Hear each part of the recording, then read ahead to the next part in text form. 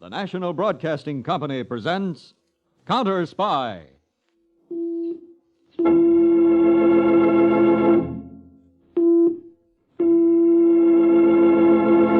Washington calling David Harding, Counterspy. Washington calling David Harding, Counterspy. Harding, Counterspy. Calling Washington.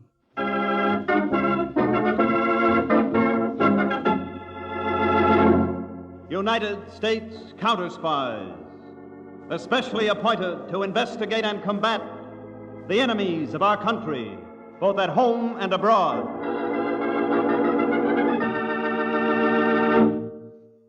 These Counterspy reports to the American people are brought to you each Friday night. Tonight, the case of the Insidious Impersonation.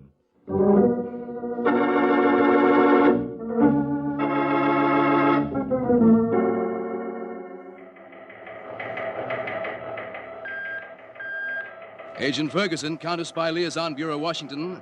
To David Harding, Communications Section, Pacific Coast Field Headquarters. Urgent. Ferguson to Harding. Harding, Pacific Coast Field Headquarters. Reference confidential file R33X, sir. Confidential file R33X. Go ahead, Ferguson. Special request has just come through from the State Department that you personally meet the liner SS Trigania, which arrives in New York tomorrow. What time is the Trigania due? It's scheduled to dock at Pier 33 at 10 a.m. All right, Ferguson, have a cutter standing by for my use. And notify the parties concerned that I'll board the Trigania at Ambrose Light. Yes, sir, will do.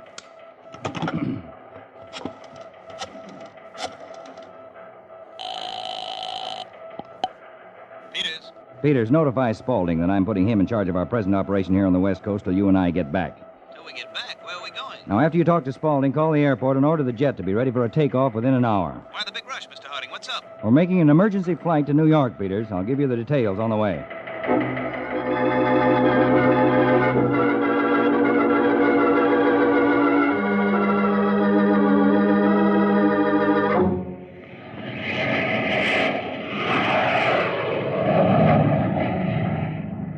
Well, Mr. Harding, how about those details now?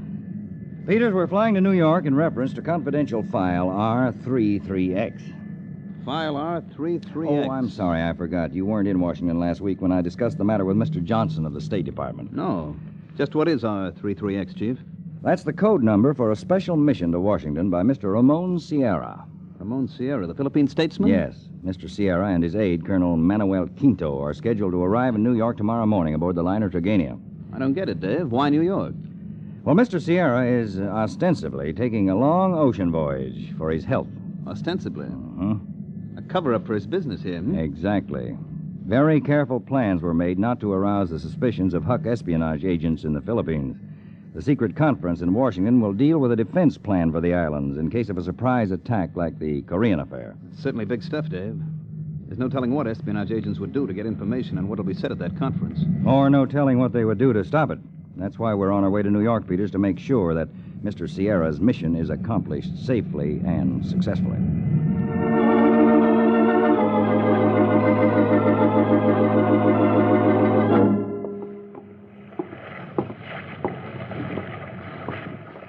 Senor Sierra? Senor? Over here, Colonel Quinto. At the deck's rail. What is it, Colonel Quinto? I have been looking all over the ship for you, Senor Sierra. Oh? We have just received a radiogram from Mr. David Harding of the United States Counterspies. He's meeting us aboard tomorrow morning to escort you to Washington. Ah, David Harding. I will be delighted to see him again. You don't understand, Senor Sierra. There must be a special reason for Mr. Harding himself to come. The Counterspies must have some special information regarding personal danger to you. Now, Colonel, do not let your imagination run away with you. I'm sure Mr. Harding comes only because of protocol. Just this same, Senor, I will not rest easy until tomorrow. I suggest we return to our cabin and remain there until Mr. Harding comes aboard. What I am expected in a few minutes at Mr. Douglas's cabin. We are to continue our chess game. Please, Senor, do as I ask. We can afford to trust no one. Colonel Quinto, you are actually worried about Mr. Douglas. After all, what do we know of him? We know that Mr. Robert Douglas is a retired American businessman returning home after a visit to doctors in Vienna. Espionage agents make use of many disguises. Mr. Douglas, an espionage agent. Now, Coronel, you're carrying things much too far. Mr. Douglas is a paralytic, confined to a wheelchair for over 5 years. Why, he's so helpless, his nurse, Miss Marshall, even has to make the moves on the chessboard for him. Just the same, Senor Sierra, we must take every precaution. The future security of our nation is dependent upon your mission. I must insist that you return with me to our cabin. I am sorry, Coronel, but I have promised my company to a sick man. The least I can do my last night aboard is keep such a promise.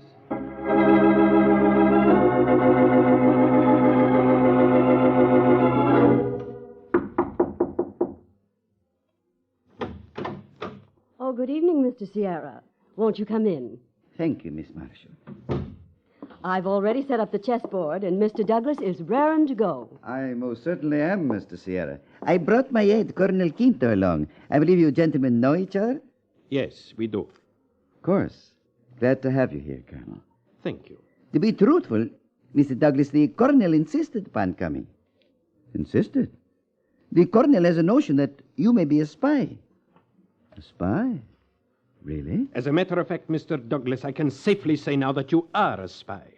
You are no more a wheelchair invalid than I am. Is that not true? All right, Colonel Quinto. Colonel, he's gotten out of the wheelchair. And Miss Marshall is not a nurse. Are you, Miss Marshall? No, I'm not a nurse. But I do know how to administer a hypodermic when its use is called for. Colonel Quinto, you were correct about them all along. I should have listened to you. Oh, no. I am glad you did not. What do you mean? I wanted you to come here. That was the plan. Plan? I know your nature very well by this time. I knew you would insist upon coming if I just went so far. But I don't understand. You have the hypodermic ready, Miss Marshall? Ready, Colonel. Now? In a moment. Now, do you understand, Sierra? You have been working with them. We all work in the same cause. And I trusted you That as... was my purpose, to gain your complete trust. And to make sure that you did not get to that Washington conference tomorrow. Your plan will not work, Quinto. Mr. Harding will discover what happened when he investigates my death. But you are not going to die. At least not yet.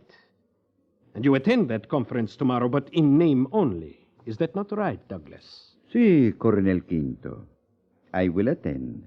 He has my voice. And that is not all. If you look at Douglas more closely, you will notice that he has your build, too, and your features. Perhaps that is why you were attracted to me, eh, Sierra? The impersonation will be flawless. Douglas has been trained well for his assignment. He has memorized all important facts in your career. And Miss Marshall has her duties, too. I'll use this hypodermic, Mr. Sierra, to keep you quiet and unobtrusive. So I'll have no difficulty in getting you, as the paralytic Mr. Douglas, off this boat tomorrow morning in New York. And from the boat, you will be taken away by a special ambulance. All right, Miss Marshall. Now, Mr. Sierra. Oh, I'm so sorry. I didn't mean to hurt you. I promise to take very good care of you, Mr. Sierra. What is... Yes. Miss Marshall will take very good care of you until she is instructed to do otherwise. I don't know what... Feeling tired, Senor Sierra? This is unbelievable. Fantastic. Of course, Sierra. Fantastic. Unbelievable. That is what we rely on for our success. No one would believe that such a daring venture as this would be attempted. No one. Not even David Harding.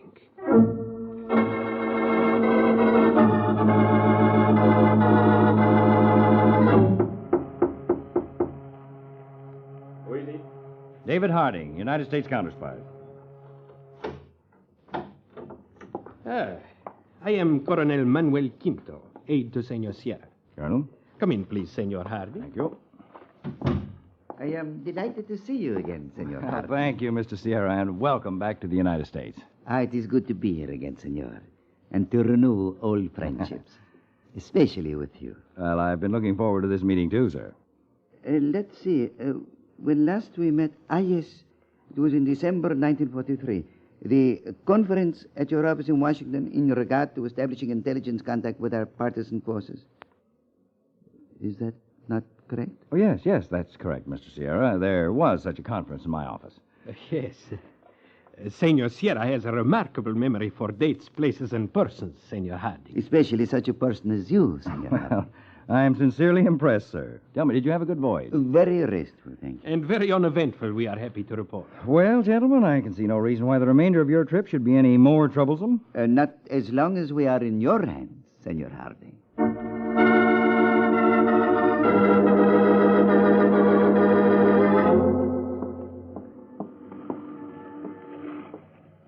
Well, just a minute, Miss Marshall. Why, what is it, Purser? I saw you starting down this gangplank with that wheelchair. Well, I'm taking Mr. Douglas to the ambulance waiting on the dock. Is there something wrong? Why, no, miss. Just thought I'd give you some help. Oh. Well, no, thank you, Purser. I'm quite able to handle it myself. Very well. Oh. I say. Yes? Mr. Douglas, he's looking rather strange this morning. Strange? Yes, as if there's something the matter with him. He's not moving. Oh, that's nothing at all. He's just asleep. I gave him a sedative. Oh, I see. You see, he's had a very trying day. Well, Miss Marshall, he's certainly a lucky man having someone as attentive as you are to take care of him. Why, that's my job. That's what I get paid for. Oh, no, Miss Marshall. I've noticed you many times during this trip. It's obvious to me that you're not just interested in the money that goes with your job.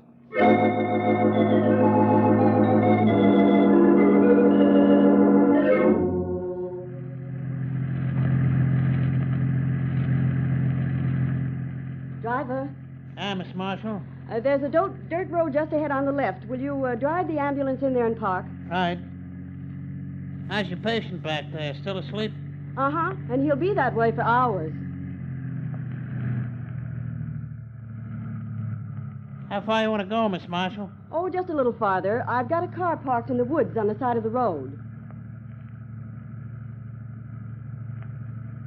All right, stop here.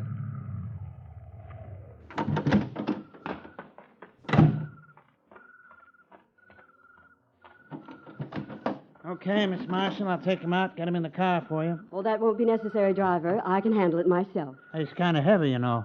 I can manage. And I can manage this gun, too.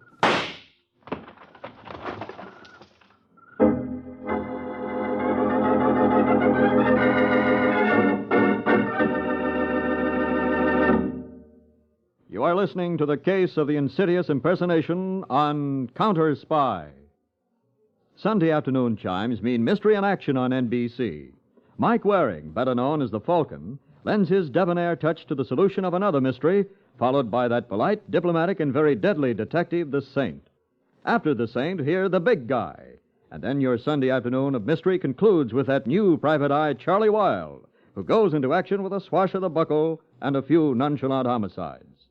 Now, back to Counterspy.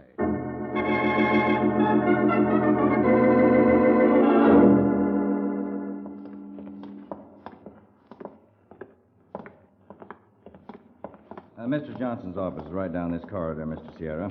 Senor Harding, Colonel Quinto and I are very grateful to you and Senor Peters for escorting us here to Washington for the conference.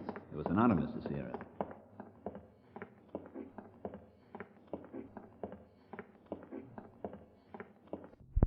Here we are.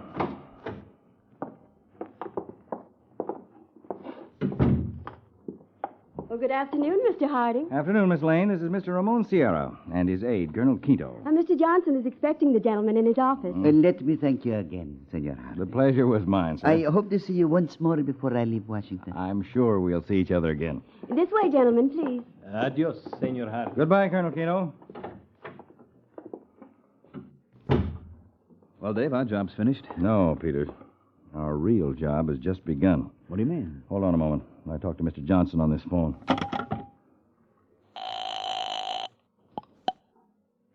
Hello?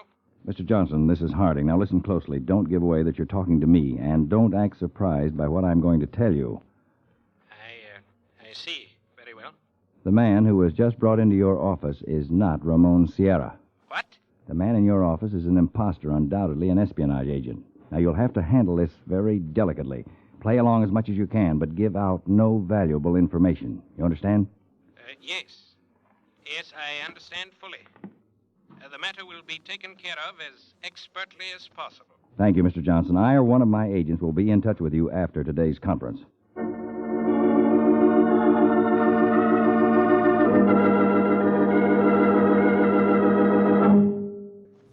National Airport, Thompson. Make it fast.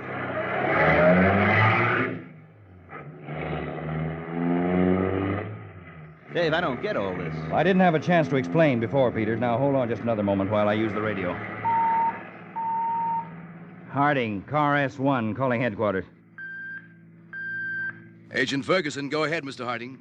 I just left the State Department building, Ferguson. I want a squad of men sent over immediately to Mr. Johnson's office in the Pacific Affairs Division. Yes, sir. Now, my orders are to have Ramon Sierra and Colonel Quinto kept under constant surveillance. Now, one more thing. Yes, Chief. Contact the airport. Tell them I want the jet ready for an immediate flight back to New York. Will do, Mr. Harding. Dave, when did you find out he wasn't the real Ramon Sierra? When I first spoke to him in his cabin on the Trigania. Oh? He made a point of reminding me that we had met at a conference in my office back in 1943. Well, there was such a conference then, but I wasn't there. I'd been rushed to the Naval Hospital at Bethesda for an appendectomy. He was trying all out to sell himself to you. Yes. Lucky for us, he oversold himself. Dave, this is one of the most daring schemes on record. Yes, Peters. And now we've got about the most ticklish counter-spy job on record. Plenty of international ramifications. It could blow up right in our face. We're going to have to work in complete secrecy. Decide on any special modus operandi? No, nothing special. We're flying right back to New York. We're going to dig until we find out what happened to the real Ramon Sierra.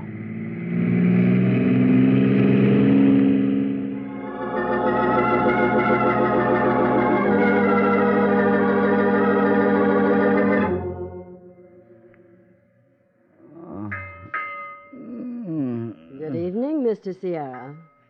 Huh? Did you have a pleasant sleep? Miss Marshall, That's right, Miss Marshall. what are you doing in my cabin? We're not in your cabin. We're alone, Mr. Sierra, in a cottage on the south shore of Long Island. We left the ship over 10 hours ago. We came here by special ambulance. And it was no dream. No dream, Mr. Sierra. Any more than this gun is a dream. Now, I know you'll be sensible and won't force me to shoot it prematurely. Colonel Quinto, he has gone to Washington? Yes. Colonel Quinto and you, Mr. Sierra, are now in Washington, thanks to none other than David Harding, the chief of the United States Counterspies himself. This insane scheme will never succeed. It can't fail. You, Mr. Sierra, have already completed the first part of those very important talks with the State Department official, Mr. Johnson. And by this time tomorrow evening, our work here will be finished, and no one will be the wiser. Until, of course, it is much too late.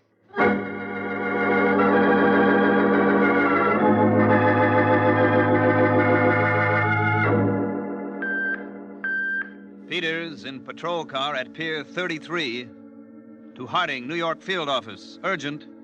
Peters to Harding. Harding, go ahead, Peters. Hello, Dave.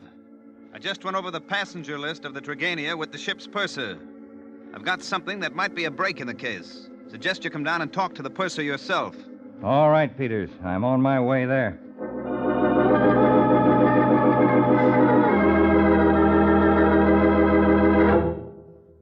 Well, Colonel Quinto, I would say we are well on our way to success. Yes. And Douglas, you can stop with the impersonation as long as we are alone in the hotel room, eh? All right, Quinto. But I've come to really enjoy the part, especially deceiving Harding. You've done very well. Thanks. A drink, Douglas. Delighted. Scotch, is it not? Uh-huh. With soda. But light on the soda.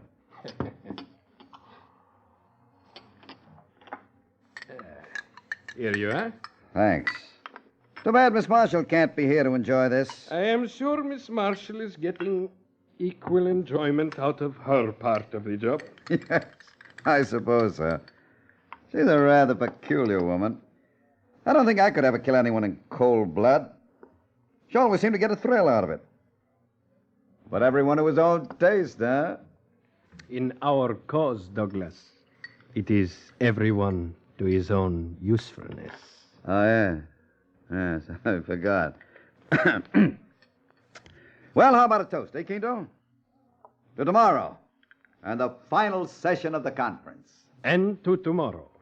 and the phone call I shall make to Miss Marshall.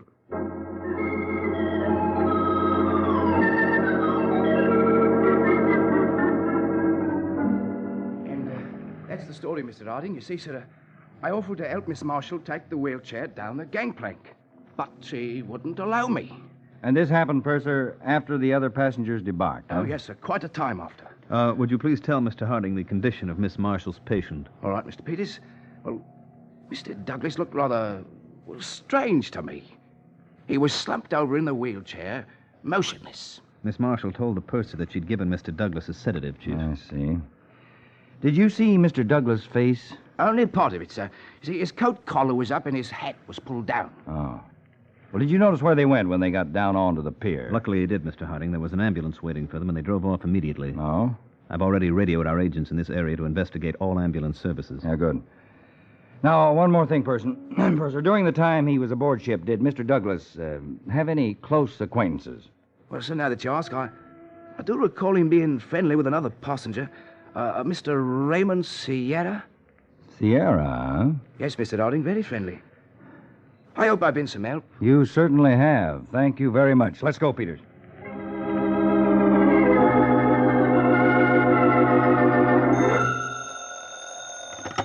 New York Field Office, Harding speaking. Peters, Dave. Braden and I just finished our check on Robert Douglas. And? Just as you figured, the name is a phony. No such person living at the address given in the ship's record. Braden was in touch with the passport division of the State Department. Both Douglas and Miss Marshall's passports are not recorded. Is that it? That's it, Chief. No doubt now that Douglas changed places with Mr. Sierra. Yeah, none at all. Well, we've got Douglas under surveillance, but now the trick is to find Miss Marshall and her new patient. Yeah, but where to start looking? Well, get those reports from those ambulance services we're investigating.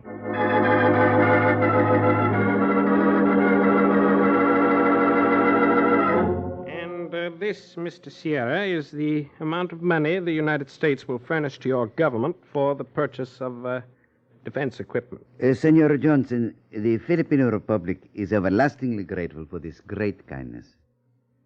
Yes. Yes. You must be tired, Mr. Sierra.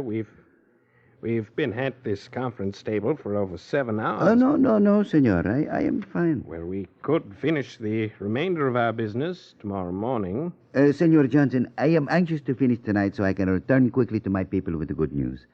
I am sure you understand. Yes, Mr. Sierra, I'm sure I understand fully. Well, then we'll go right on. We should be through by 8 o'clock if you have to make any plans. 8 o'clock? Uh-huh. I will call my aide, Colonel Quinto, at our hotel so he can make the necessary arrangements.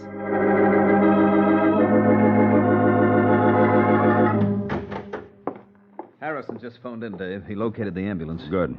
Not so good. Why? What's wrong? The ambulance was not driven to the place noted on the service's record. Well, what about the driver of the ambulance? Didn't Harrison check with him? Harrison couldn't check with him, Dave. The driver was found this morning out in some woods on Long Island, dead, shot through the head.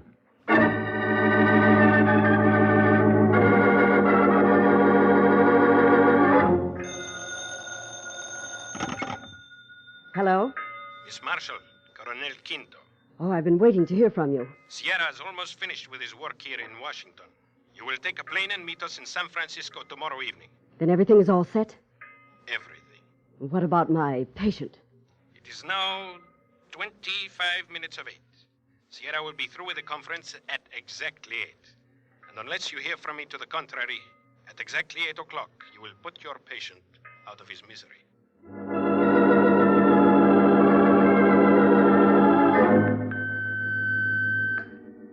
Communications Section, Washington, to Harding, New York Field Office. Blow alert on Sierra case. Stand by. Blow alert. Vital information coming through. Stand by.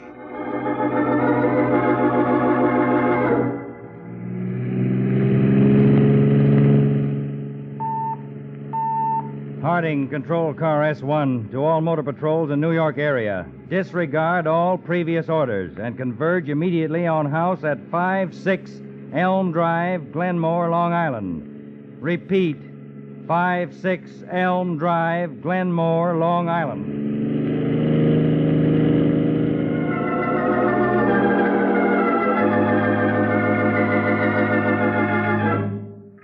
of 8, Mr. Sierra.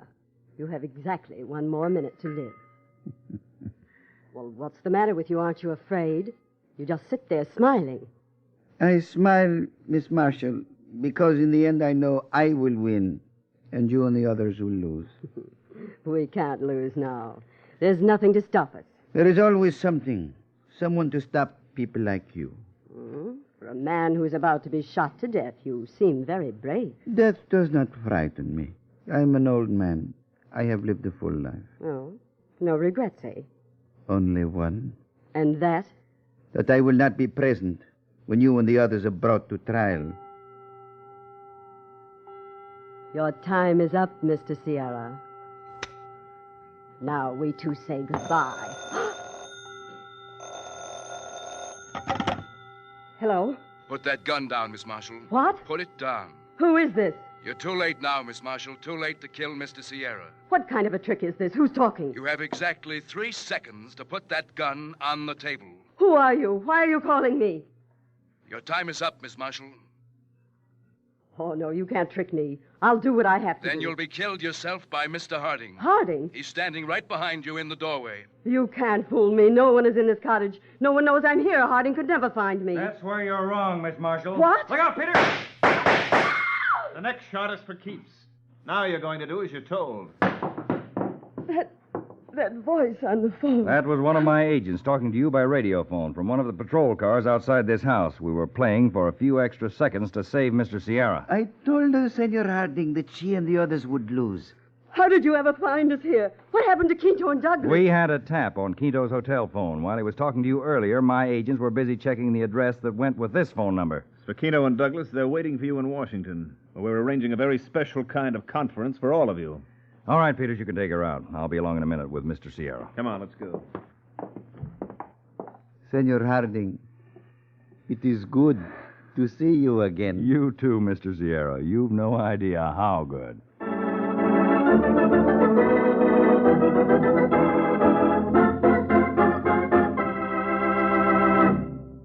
Tune in every Friday, same time, same station, to Counterspy.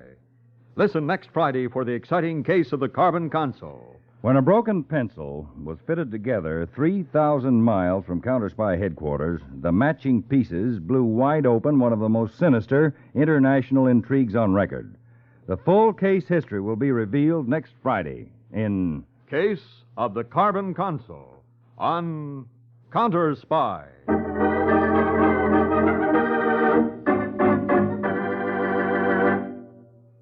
Tonight's Counterspy program originated in New York, was directed by Marks B. Loeb, dramatized by Edward J. Adamson, and featured Don McLaughlin and Mandel Kramer.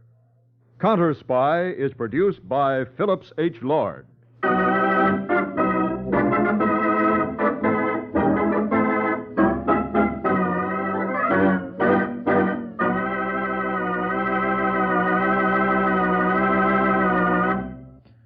Three chimes mean good times on NBC.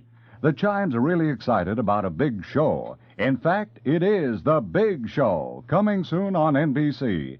It'll be an hour and a half every Sunday night, with Tallulah Bankhead as Femme C and featuring such stars as Jimmy Durante, Fred Allen, and Groucho Marx. Sunday, November 5th.